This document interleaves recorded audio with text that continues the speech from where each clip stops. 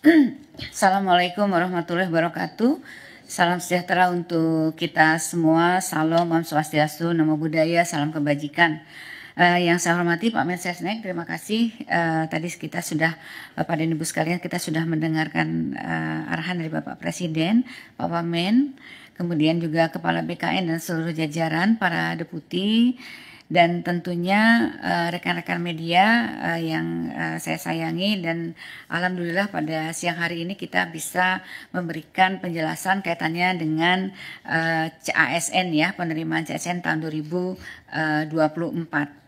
Jadi Bapak dan Ibu sekalian, teman-teman media, jadi saya akan menindaklanjuti yang disampaikan oleh Bapak Mensesnek bahwa pada prinsipnya pemerintah tentunya berkomitmen untuk memastikan bahwa proses pengadaan calon aparatur sipil negara tahun 2024 berjalan dengan baik sesuai dengan tata kelola yang pemerintahan yang baik. Alhamdulillah hari ini telah disampaikan oleh Bapak Mensesnek tentang keputusan pengangkatan CASN yang semoga akan mengurangi kekhawatiran adanya ketidakpastian pengangkatan bagi mereka yang telah lulus CASN. Nah, dengan adanya percepatan yang disampaikan oleh arahan Bapak Presiden. Tentunya tadi saya menekankan bahwa pengangkatan ASN kali ini tentunya dalam rangka untuk memastikan pelayanan optimal dan manfaat yang lebih jelas kepada masyarakat. Dalam 2 minggu terakhir ini, saya dan tim terus melakukan simulasi, melakukan analisis, dan formulasi untuk mempercepat pengangkatan CASN ini dengan tetap tentunya melindungi hak-hak pelamar yang telah mengikuti dan lulus seleksi CASN. Dan saya tentunya berterima kasih atas kebijakan Bapak Presiden serta dukungan dari Bapak Mensesnek, juga dukungan dari pimpinan DPR serta dari Ketua dan pimpinan Komisi 2 serta Menteri terkait kepada Kemenpan RB dan BKN sehingga kita sampai pada keputusan ini. Agar keputusan ini bisa dipahami, Bapak dan Ibu sekalian, kami ingin menyampaikan beberapa hal termasuk kronologi di awal. Sedari awal, pemerintah melalui Kementerian Pan-RB dan BKN melakukan penyesuaian pengangkatan untuk memastikan dampak positif dan manfaat jelas bagi pelayanan masyarakat serta melindungi CASN dari berbagai resiko yang ditemui di lapangan yang dapat menyebabkan pengangkatan CASN tidak optimal. Antara lain, pertama, tanggal waktu mulai bekerja atau SPMT, surat perintah melaksanakan tugas yang dikeluarkan oleh instansi masing-masing seringkali lebih lama dari tanggal pengangkatan atau dari TMT, lebih lama daripada TMT dengan penetapan tanggal yang berbeda. TMT dilakukan dengan penetapan tanggal yang berbeda sehingga CASN harus menunggu dari mulai diangkat sampai mulai bekerja seperti pernah terjadi pada beberapa kali sebelumnya.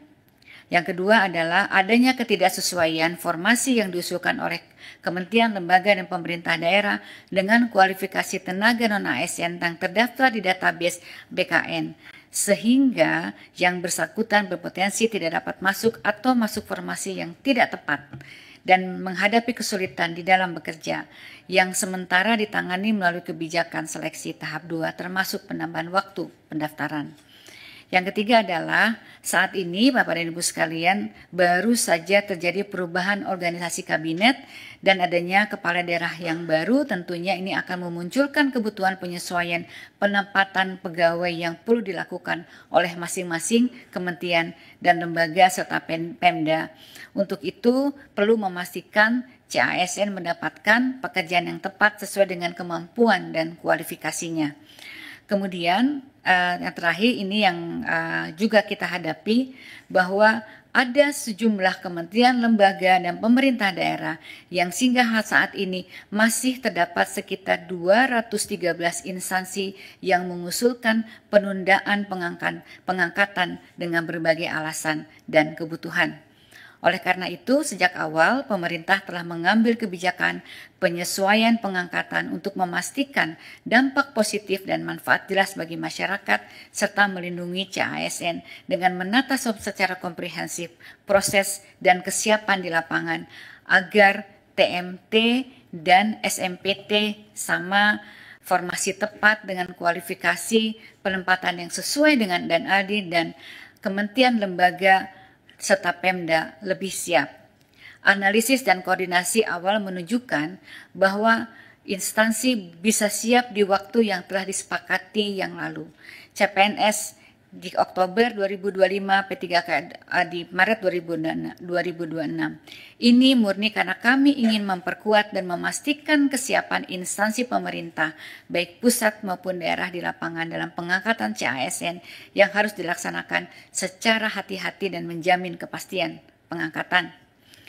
Menanggapi dinamika yang ada dan aspirasi dari masyarakat dalam 2 minggu terakhir, sebagaimana telah disampaikan di atas bahwa saya dan tim PAN-RB, serta BKN, serta instansi terkait terus melakukan simulasi, analisis, dan formulasi untuk menghitung dan mempercepat pengangkatan CASN dengan tetap seoptimal mungkin melindungi hak-hak CASN. Oleh karena itu, rekan-rekan media, saya mohon maaf apabila di dalam masa 2 minggu terakhir kami belum bisa melayani permintaan diskusi di media karena memang masih fokus dan berkonsentrasi terus untuk menyiapkan solusi.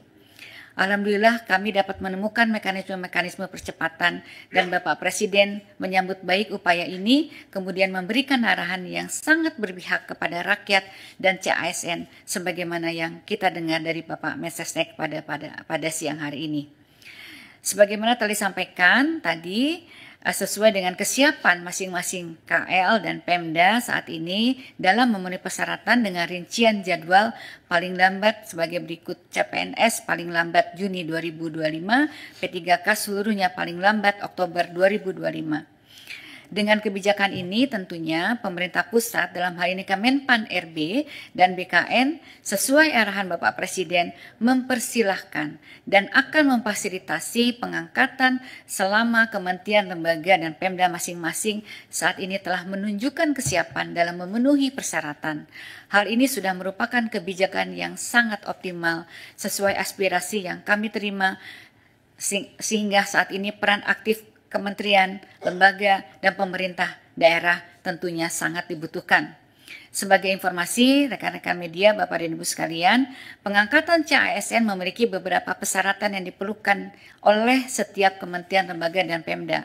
Pertama, tentunya KR harus telah melakukan proses seleksi bagi peserta yang telah mendaftar dan mengikuti dan dinyatakan lulus. Bagi CPNS, instansi telah mendapatkan persetujuan teknis dan penetapan nomor induk pegawai dari Kepala BKN atau dalam proses pemberkasan. Bagi P3K, instansi telah mengusulkan kepada Kepala BKN untuk mendapatkan nomor induk PPPK dan saat ini sedang proses pemberkasan. Instansi telah mendapatkan penerbitan NIP CPNS nomor induk P3K yang diterima P3K. Kemudian peserta telah membuat surat pernyataan bersedia mengabdi dan tidak mengajukan pindah instansi. Pejabat pembina kepegawaian menetapkan keputusan pengangkatan sebagai ASN dan instansi telah menyiapkan anggaran yang tertuang di dalam DIPA Kementerian Lembaga dan Pemerintah Daerah, sarana prasarana instansi pemerintah untuk mengangkat CASN yang akan diangkat.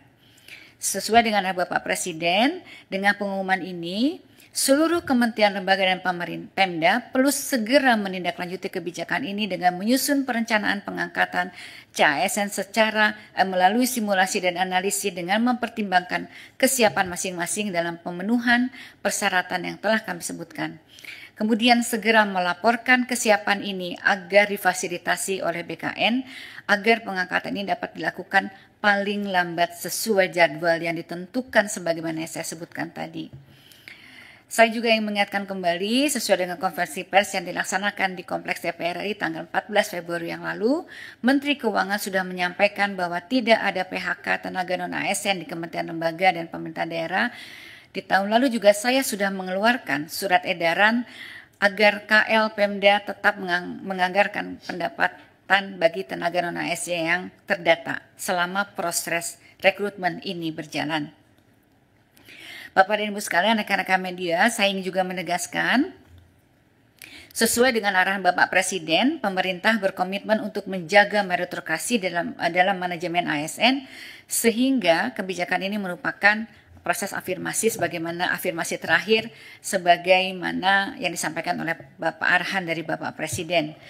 Selain itu sesuai dengan Undang-Undang Nomor 20 nanti setiap PPK kepala daerah atau menteri atau kepala lembaga tidak boleh lagi melakukan rekrutmen pegawai non-ASN di instansi dengan ancaman sanksi.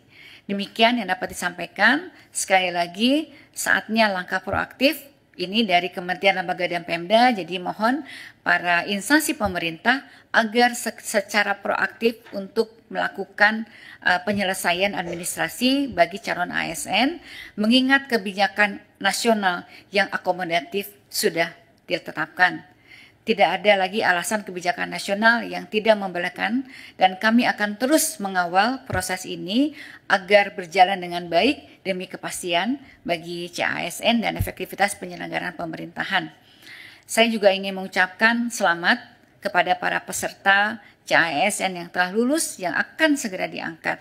Saya juga ingin mengucapkan terima kasih kepada Pak Mensesnek, Menteri Keuangan, pimpinan DPR, Ketua Komisi 2 dan anggota Komisi 2 DPR RI, BKN, dan Menteri Keuangan atas dukungannya dalam penyelesaian pengangkatan CASN 2024. Rekan-rekan CASN selamat mengabdi dalam memberikan pelayanan publik yang optimal dan dapat memberikan manfaat yang jelas bagi kepada masyarakat. Terima kasih. Wassalamualaikum warahmatullahi wabarakatuh. Waalaikumsalam warahmatullahi wabarakatuh. Cukup ya?